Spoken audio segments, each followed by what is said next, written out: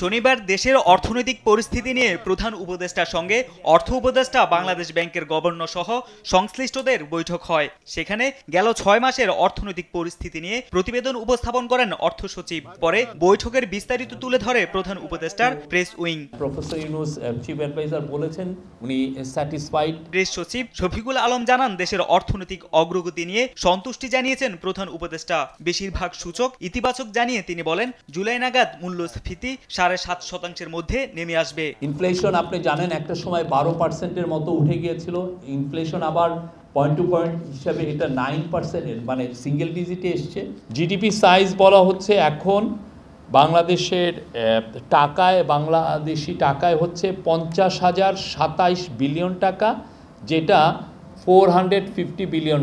এ সময় আইন শৃঙ্খলা পরিস্থিতির উন্নতির লক্ষ্যে সব বাহিনী সমন্বয়ে সেন্ট্রাল কমান্ড সেন্টার চালুর কথাও জানান প্রেস সচিব। প্রত্যেকটা ল এনফোর্সিং এজেন্সি কে কি কাজ করছে সেটা যাতে খুব ভালো কোঅর্ডিনেট করা যায়। তো আপনারা জেনে খুশি হবেন যে আজকে 6টায় এই কমান্ড সেন্টারটা এটা রোল আউট হচ্ছে, এটা তার কাজ শুরু করছে।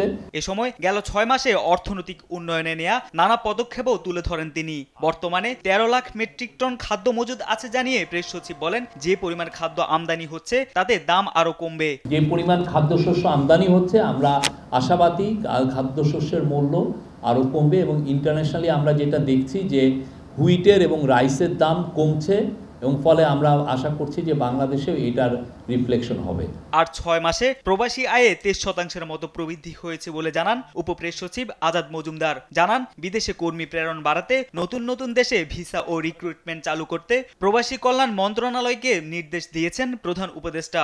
যে কয়েকটা দেশে এখনো ভিসা বন্ধ আছে বা রিক্রুটমেন্ট বন্ধ আছে, এগুলো যাতে দ্রুত চালু করা যায় এবং এই বিষয়ে ব্যবস্থা নেওয়ার জন্য প্রবাসী কল্যাণ মন্ত্রণালয়কে আহ্বান জানিয়েছেন। তারেক মাহমুদ সুজন, দেশ টিভি, ঢাকা। আমরা বলেছিলাম যে এর আগে যে